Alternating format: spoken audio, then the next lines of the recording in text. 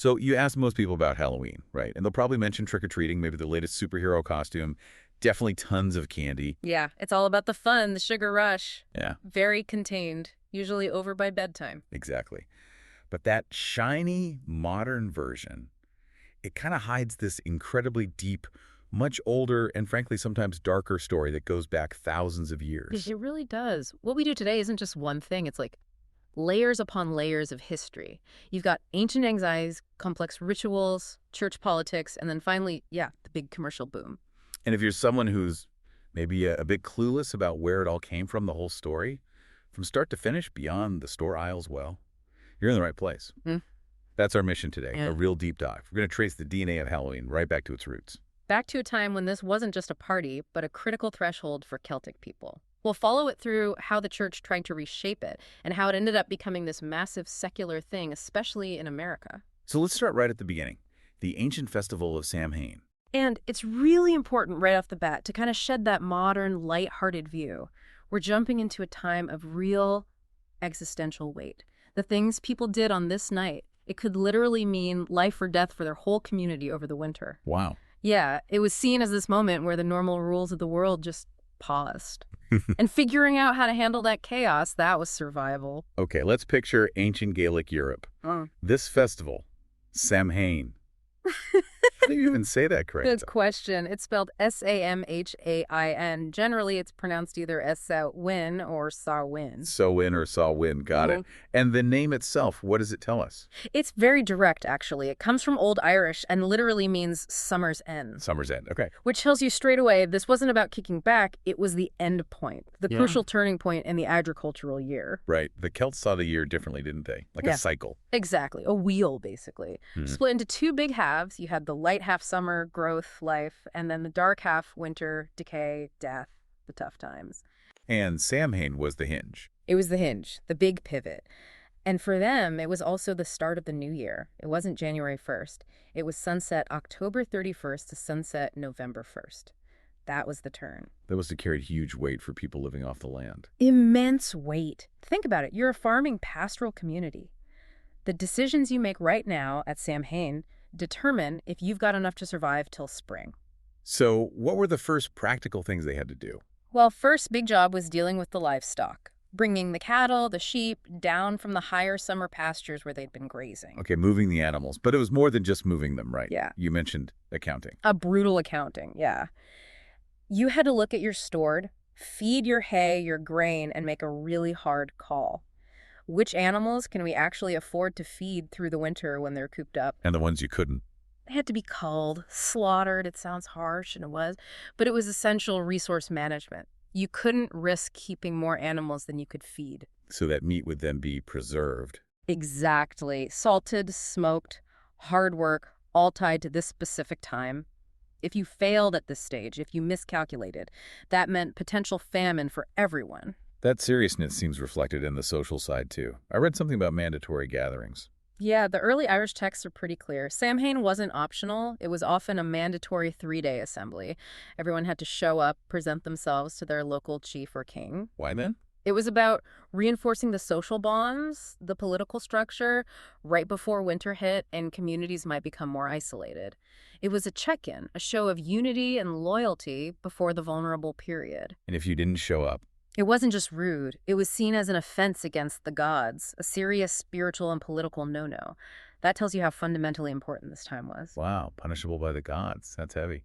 But you mentioned this date might be even older than the Celts. That's what's fascinating from archaeology. This time, October 31st, November 1st, seems to have been sacred for way, way longer.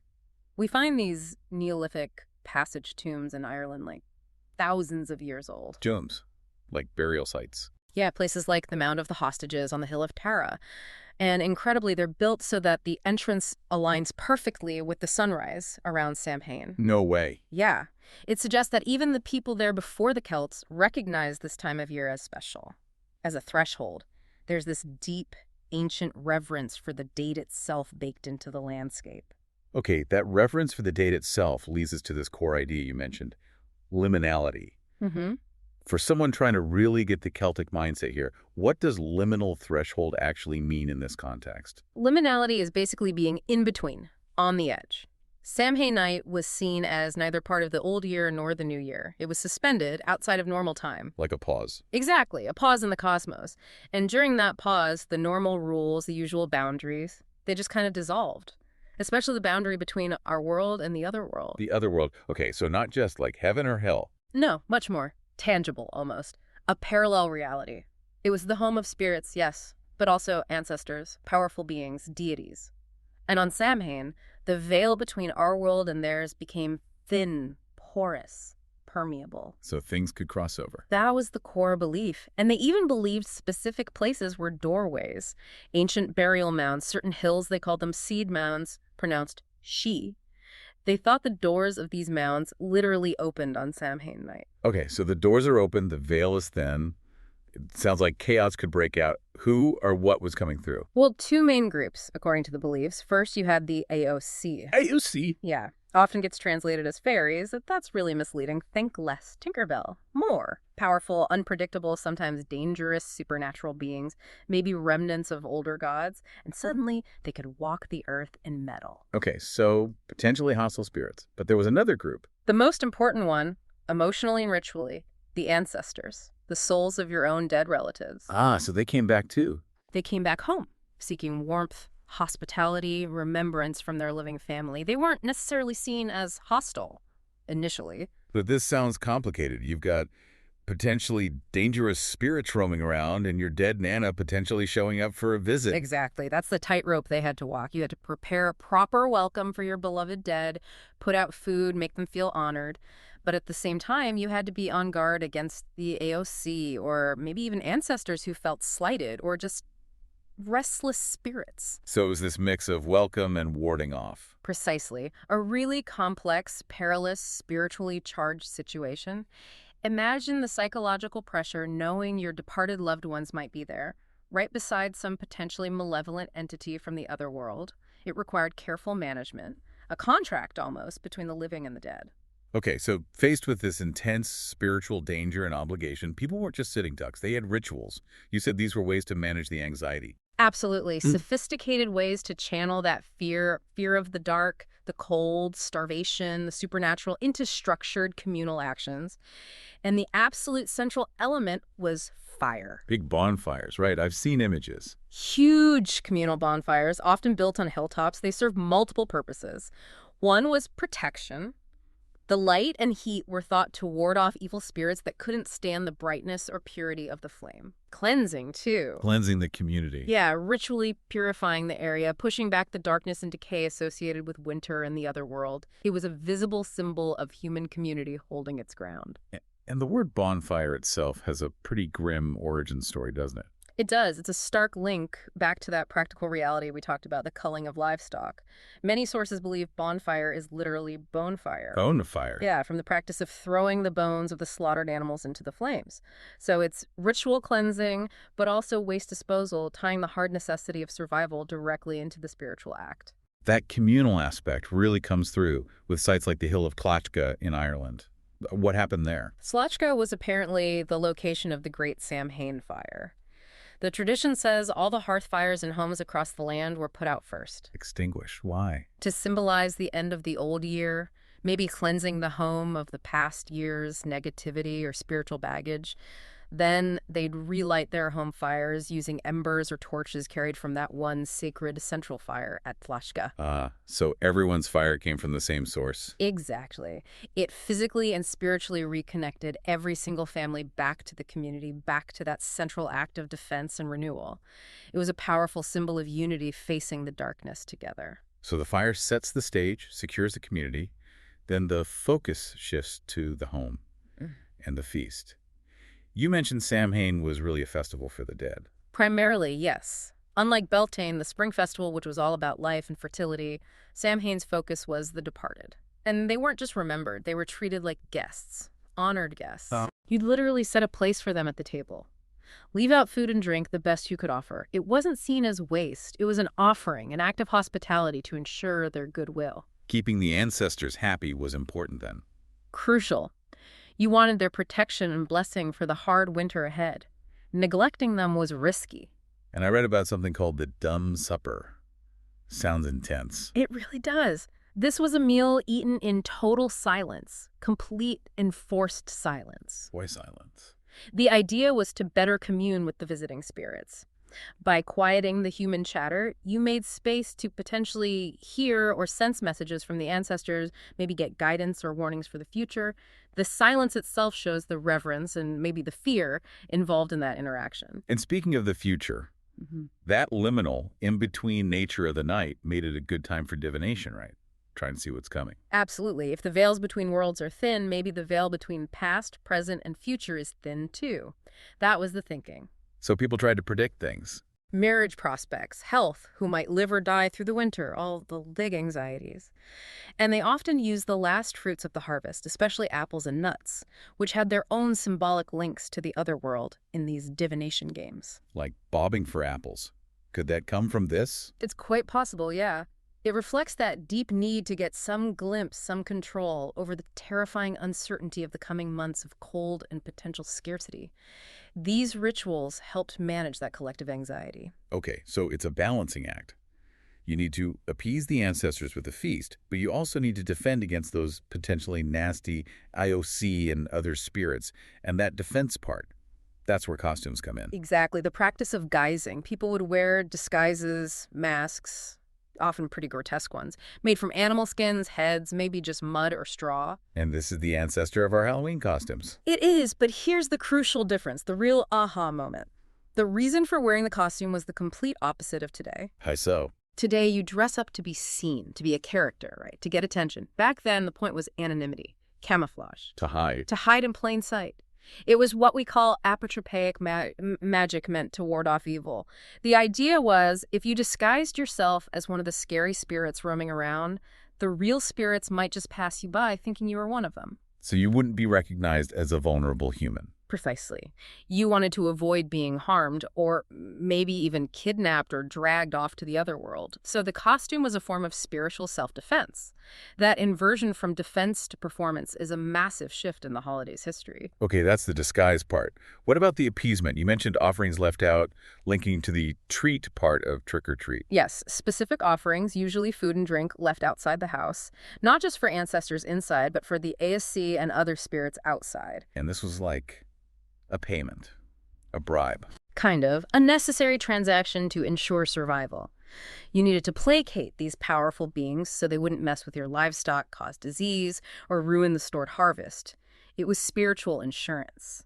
Are there specific examples? Yeah. Like the cat Sith? Yeah, that's a great one from Scottish folklore. The cat Sith, this big black fairy cat. Sounds kind of cool, but it held real power over the farm. How?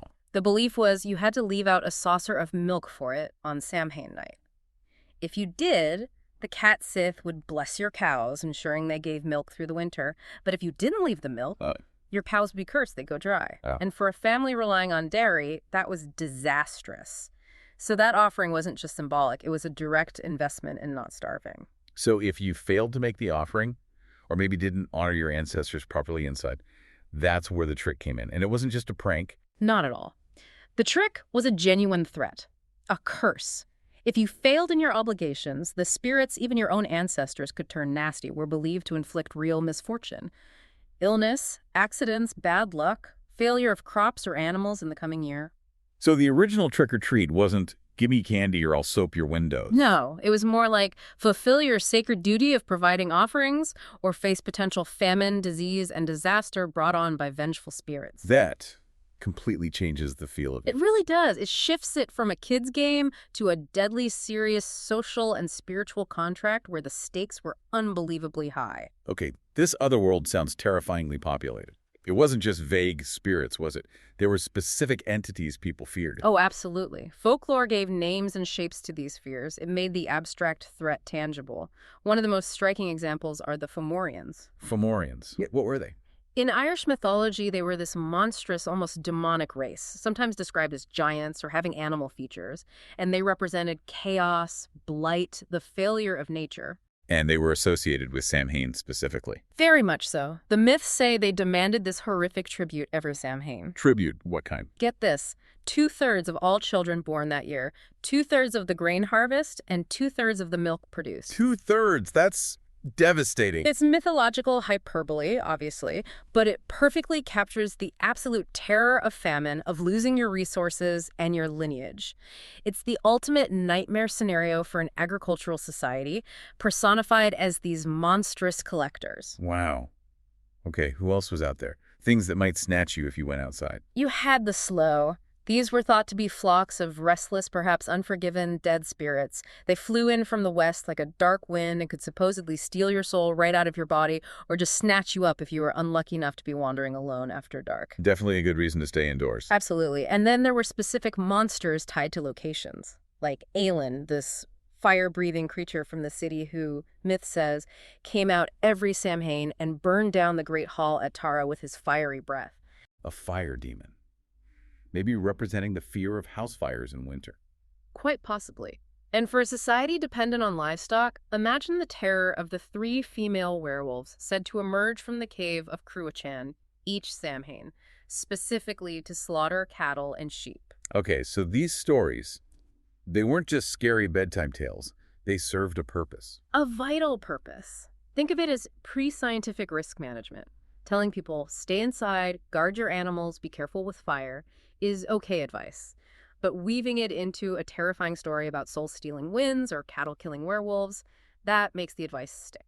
It uses fear to ensure community safety protocols are followed on the most dangerous night. Makes sense.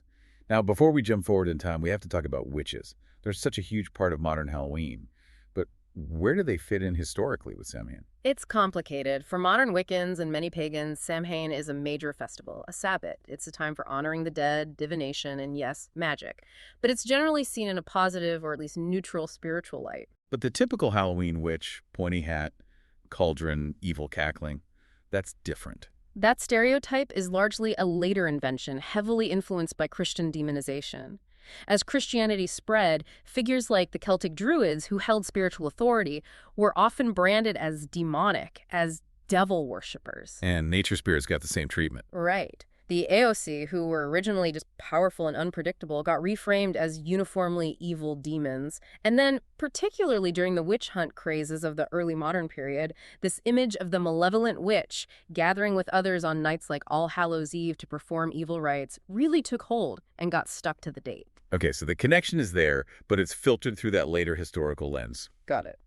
Now, one piece of folklore that did survive and gave us maybe the most iconic symbol of Halloween, Stingy Jack. We need the full story. Ah, Stingy Jack, a classic Irish folktale. He's this clever but miserly and drunken trickster figure. The story goes he runs into the devil himself. As you do. Right. And Jack, being Jag, manages to trick the devil. Not once, but twice. Different versions exist, but common ones involve trapping the devil. Maybe by getting him to climb an apple tree and then carving a cross on the trunk so he can't get down. Or tricking him into turning into a coin and then putting the coin in his pocket next to a silver cross. Clever. And he makes a deal. Both times, he extracts a promise from the devil that the devil will never claim his soul when he dies. Okay, so Jack thinks he's got it made, but then he dies. And he goes up to heaven, but of course, because of his sinful, miserly life, St. Peter turns him away. No entry. So he tries hell. He goes down to hell, but the devil, annoyed but bound by his promise, says, nope, can't take you either. You're barred. So he's stuck. Utterly stuck, doubly damned. Can't get into heaven, can't get into hell. He's doomed to wander the earth forever, caught between worlds. He's the ultimate liminal figure, right? Perfect for a threshold night like Samhain. And he needs light to wander in the dark. Exactly. He asks the devil for something to light his way. The devil, maybe mockingly, tosses him a single burning coal, an ember straight from the fires of hell. And Jack puts it inside a turnip he happened to be eating, hollowing it out to make a makeshift lantern. That's the legend of the very first jack-o'-lantern. a turnip, not a pumpkin. Originally, yes. A turnip lantern holding a piece of hellfire, carried by a soul trapped between worlds. Incredibly potent symbolism for Samhain. And people started carving turnips. To scare him away, the original practice in Ireland and Scotland was carving scary faces into turnips or potatoes or beets, whatever was available, and putting a candle or ember inside. The goal was to frighten off Stingy Jack's wandering soul and maybe other ghouls and spirits, too. It was protective magic again. Okay, so these Samhain traditions The bonfires, the guising, the turnip lanterns, the focus on the dead, they were deeply rooted. But then Christianity arrives and starts spreading across Europe. This must have caused a major clash, or A huge change, but maybe not always a direct clash. Before we get to the church's main strategy, there's some debate among scholars about possible Roman influence, especially in Britain where cultures mingled. Roman festivals around the same time. Potentially. There was Feralia in late February, which was about honoring ancestors. Maybe some overlap in spirit. More relevant, perhaps, was a harvest festival for Pomona, Roman goddess of fruit trees, orchards, apples, basically. Her festival was around November 1st. Some think her association with apples might have merged with Celtic harvest traditions and divination practices, maybe feeding into things like apple bobbing later on. Interesting. So maybe some gentle blending happened first. Possibly. Subtle stuff. But the really big transformative force was the official policy of the Christian church. And it wasn't necessarily about stamping things out completely. It was more sophisticated than that. What was the strategy? Co-optation. Yeah. Basically taking over existing pagan practices and festivals and repurposing them for Christianity. And this wasn't just local priests improvising, it was actual church policy. Policy from the top. Yeah, famously from Pope Gregory I, way back around 601 AD. He sent instructions to his missionaries, Augustine of Canterbury, in England specifically. And what did he say? He told them not to destroy the pagan temples. Instead, they should consecrate them, turn them into churches, and don't forbid the traditional feasts and celebrations people were used to. Really? Just let them keep partying. But redirect the purpose. Allow the familiar dates and customs, but dedicate them to Christian saints or martyrs. The thinking was incredibly pragmatic. It's easier to channel existing habits than to completely eradicate them. Let people keep the rhythm, just change the tune to a Christian one. Wow. That sounds like the perfect way for the structure of Samhain to survive, even if the meaning changed. It was the key factor, and the church applied this directly to Samhain by creating what we now call All-Hallowtide. All-Hallowtide. That's the 3-day thing. Exactly. A neat, comprehensive Christian package for dealing with the dead, timed perfectly to overlap with Samhain. First, they established All Saints' Day on November 1st. When did that happen? Pope Gregory III moved it to November 1st in the 8th century, and it became official church-wide policy in the 9th century under Pope Gregory IV. It was a day to honor all the recognized Christian saints, a powerful replacement for the old pagan festival of the dead. But wait, All Saints' Day honors the saints? What about regular folks? The average person worried about their own dead relatives, right? Not just saints. Excellent point. That folk concern, that need to remember and pray for your own departed family was still there. All Saints' Day didn't quite cover it. So the church needed something else. They did. And so, around the 10th century, probably starting with Abbot Udelot of Cluny in France, they established All Souls' Day on November 2nd. And that was for? Specifically for prayers for the souls of all the faithful departed, especially those believed to be in purgatory, needing prayers to help them reach heaven. Ah, okay. So you have October 31st, which becomes All Hallows Eve. Right, the evening before All Hallows' Day. Then November 1st, All Hallows or All Saints' Day. Then November 2nd, All Souls' Day. A complete 3-day observance focused on the dead, saints, and ordinary souls alike. It effectively absorbed the core themes of Samhain into a Christian framework. And All Hallows Eve eventually got shortened to Halloween. Exactly. But even with this new framework, some of the old practices didn't just vanish, they morphed. How did the church handle the AOC, for example? The fairies and spirits? Right, they couldn't just make them saints. No.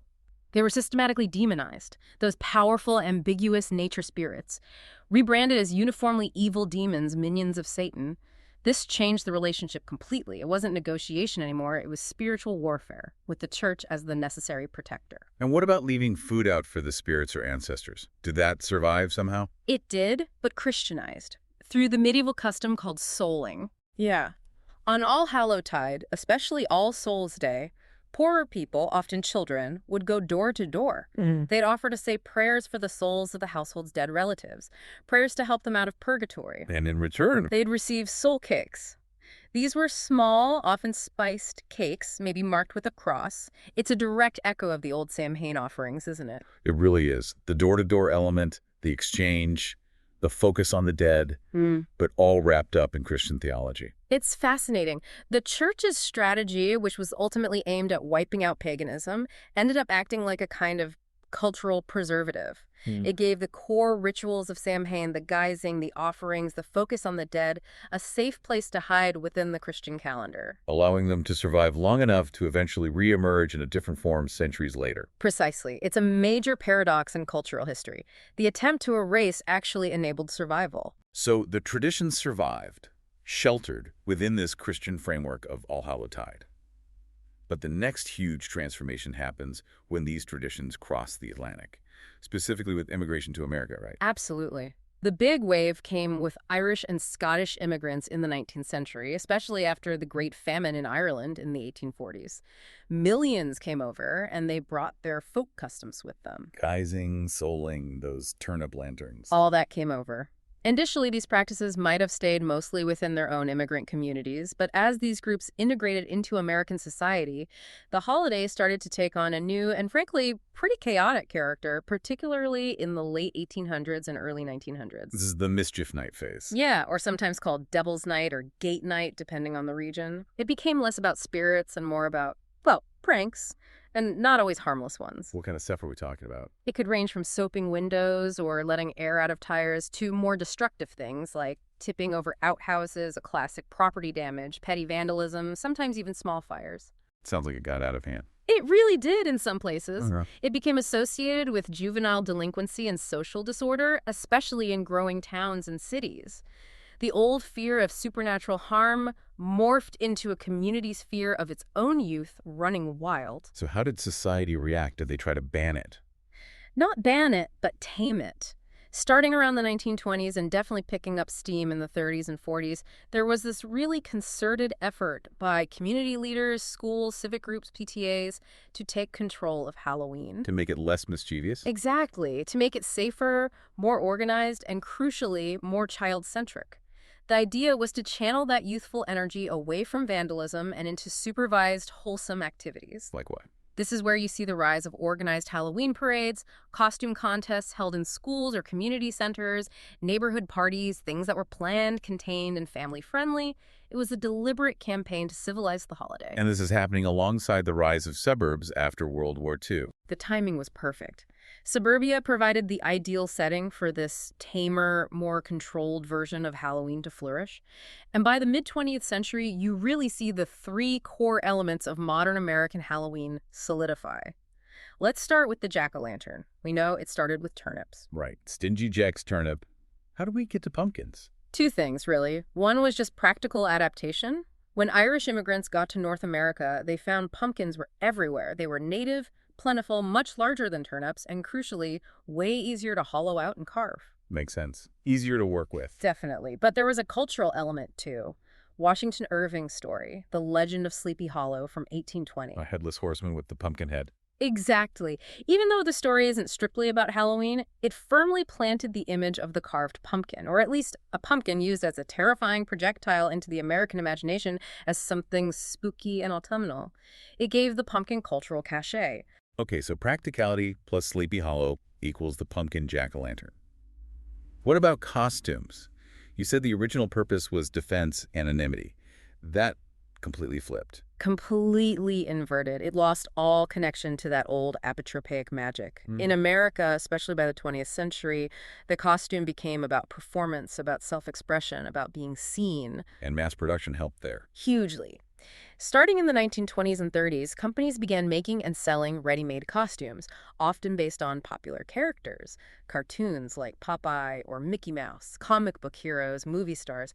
Suddenly, it wasn't about hiding. It was about showing off who you were pretending to be. Social performance, not spiritual survival. And the final piece, trick-or-treating. How did that specific phrase and ritual come about? It seems to be a uniquely American blend. It pulls from the immigrant traditions of souling and guising, maybe mixed with some other folk customs like the German-American tradition of belsnickeling, where costume figures went around seeking treats. And the phrase trick-or-treat itself. It starts appearing more widely in print in the 1930s, but really takes off nationwide in the 1950s. It perfectly seeded that post-war suburban environment. Safe streets, close-knit neighborhoods, the focus on children and organized activities. Going door to door for candy became the standardized, accepted ritual for this newly tamed Halloween. Okay, so we've gone from Celtic survival ritual through the church's preservation to this tamed, suburban American version. But that's still not quite the Halloween we know today. There's another layer. The sheer commercial scale. Oh, it's astronomical now. Halloween isn't just a holiday. It's a massive economic engine. We're talking billions and billions of dollars in spending every year. What are the latest projections, like for 2025? The numbers are forecast to hit a record $13.1 billion in total spending in the U.S. $13.1 billion. Yep. With the average person planning to spend something like $114, it's become a major pillar of the retail calendar, right up there with Christmas and back to school. And where's that money going? Costumes, decorations. Those are the big three, yeah. Costumes are projected over $4 billion. Decorations also over $4 billion. And candy. Candy is huge, close to $4 billion itself. How did candy become the treat? It wasn't always candy, right? Soul cakes, maybe fruit or nuts. Right. Corporate influence was massive here. Candy companies saw a huge opportunity and actively marketed their products specifically for Halloween. They pushed the idea of prepackaged individual treats as being safer and more convenient than homemade goodies or loose items. And it worked? Spectacularly. They essentially standardized the treat into mass-produced confectionery. Halloween became absolutely crucial to their bottom line. And it's not just candy and costumes. There's this whole industry around the experience now, isn't there? Haunted houses, seasonal stores. Exactly. Think about the pop-up Halloween superstores that appear every September. The massive global supply chains shipping plastic skeletons and fog machines. The whole haunted attraction industry, theme parks doing special events, standalone haunted houses, corn mazes. It's all part of the machine. It is. The authentic existential fear of Samhain has been completely replaced by manufactured thrills, by experiences you pay for. Fear itself has become a commodity, packaged and sold as entertainment. And speaking of fear as entertainment, Hollywood plays a massive role now, doesn't it? Acting as the new myth maker for the holiday. Absolutely pivotal. And if you have to point to one moment, one film that changed everything, it's John Carpenter's Halloween from 1978. Before that movie, Halloween in media was pretty tame. Mostly, yeah. Think It's the Great Pumpkin, Charlie Brown, cute ghosts, kids in costumes.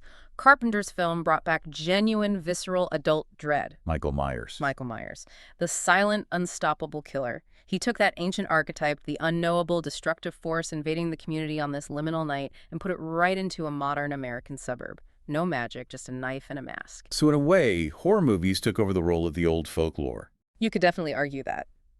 In a largely secular society, where belief in the Sla, or the Fomorians, has faded, horror films provide the new monsters, the new myths. They give us rules for survival. Don't say, "I'll be right back." They personify our contemporary anxieties, the fear of random violence, of the breakdown of order. And Halloween becomes the night for celebrating this cinematic folklore. It's the high holy day for horror fans, absolutely. And this has led to this term, Hollyween. Halloween. Yeah, this deep entanglement where popular culture, especially movies and TV, dictates how people celebrate. Costumes aren't just a ghost or a witch anymore. They're specific, licensed characters, Batman, Wednesday Addams, whoever is big that year from streaming, or the latest blockbuster. So the act of guising, which started as spiritual defense, Has become an act of consumer participation. You're performing your knowledge of and allegiance to the latest media franchise. It completes that journey from survival ritual to commercial performance. It's fascinating how Halloween evolved, especially that final stage into commercial entertainment. To really appreciate how unique that outcome is, it helps to look at how other cultures handle festivals for the dead, right? Like Dia de los Muertos in Mexico. Absolutely. Comparing them really highlights the different philosophical paths these traditions took. Dia de los Muertos, Day of the Dead. The whole tone is different. How so? It's not primarily about fear or spookiness for entertainment. It's vibrant, it's colorful, it's fundamentally joyous and life-affirming. It's about celebrating the lives of those who have passed and maintaining the connection between the living and the dead. Through rituals like the ofrenda, the altar. Exactly. Families build these beautiful altars in their homes or at grave sites. They decorate them with marigolds, the cempasúchil flower candles, photos of the deceased, and offerings of their favorite foods and drinks like pan de muerto or tequila. It's meant to welcome the spirits back. To welcome them back for a brief, happy reunion. It's about remembrance, family, and integrating death as a natural part of life. Not something solely to be feared or commercialized as horror. But even Dia de los Muertos isn't totally immune to Halloween's influence, is it? No, that's the power of globalization. While Mexico works hard to preserve the unique cultural heritage of Dia de los Muertos, it's recognized by UNESCO, you definitely see hybridization happening. Kids might go trick-or-treating, you'll see Hollywood-style costumes alongside the traditional Catrinas, maybe even some jack-o'-lanterns creeping in.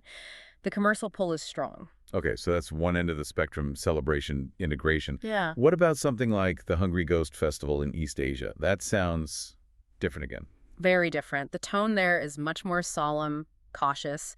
It's rooted in Buddhist and Taoist beliefs about the gates of the underworld opening for a month, usually around August or September. And who comes out? Ghosts, yes, but specifically the hungry ghost spirits who might have died tragically or been neglected by their descendants, or just have unsatisfied desires. They're seen as potentially restless, needy, and possibly malicious if not appeased. So the focus is on appeasement, not celebration. Primarily appeasement and fulfilling obligations. People perform rituals to feed and pacify these spirits to prevent them from causing trouble or bringing bad luck. What kind of rituals? Things like burning joss paper, ghost money, and paper effigies of houses, cars, clothes, hoping the spirits can use these things in the afterlife. Elaborate food offerings are set out, often roadside or outside temples. There might be opera performances or other entertainment staged for the ghosts. It's about duty, caution, and maintaining harmony by placating the potentially disruptive spirits. So if you put all three side by side, You see this fascinating spectrum. Dia de los Muertos. Integration, remembrance, celebration. Hungry Ghost Festival. Duty, obligation, appeasement. And modern Western Halloween. Largely secular performance, commerce, and the entertainment value of fear. it really underscores how Halloween, especially in its American form, took this profound moment of dealing with mortality and the unknown and ultimately turned it into, well, an industry. A night of consumable fun and manufactured frights. Hashtag #ITRO. So tracing this whole story, it's quite a journey, isn't it? From Samhain, this life or death necessity for ancient Celts facing winter and the unknown. Through that incredibly clever, almost accidental preservation by the Christian Church creating All-Hallowtide. To the rowdy mischief night in America, the deliberate taming into a kid's holiday. And finally landing where we are now. This massive $13 billion commercial event driven by candy, costumes, and Hollywood horror. The big irony, as you pointed out, is how the church's plan to basically erase Samhain ended up being the very thing that saved its core elements. It's a stunning example of cultural resilience, really. The rituals of guising and offerings were sheltered within that Christian framework, waiting for the right conditions, secularization, immigration, commerce, to break free and take on a whole new meaning. Necessity finding a way to survive. And it seems like the holiday has always adapted to reflect the anxieties of the time. Fear of famine, fear of spirits, fear of teenage vandalism, fear of the modern slasher. It's always been a way to confront or at least perform our fears, which leads to a final thought, maybe something for you, the listener, to chew on. Yeah. Samhain was about managing the very real existential dread of death, darkness, and starvation. Today, we spend billions of dollars to buy an experience of fear, a managed, safe version of it. You mentioned spending is projected at $13.1 billion, averaging $114 per person, even with people expecting higher prices due to inflation. Right. So the question is, what modern anxiety is all that spending helping us confront or maybe escape? If the original trick was a curse of misfortune, what's the modern curse we're trying to appease with all those bags of identical candy and store-bought decorations? What are we buying off? Maybe it's not fear we're buying anymore. Maybe in a world that feels increasingly uncertain and chaotic, what we're actually purchasing for $104 is a night of predictable, organized, ritualized fun. A guaranteed, if temporary, sense of order. Something to think about.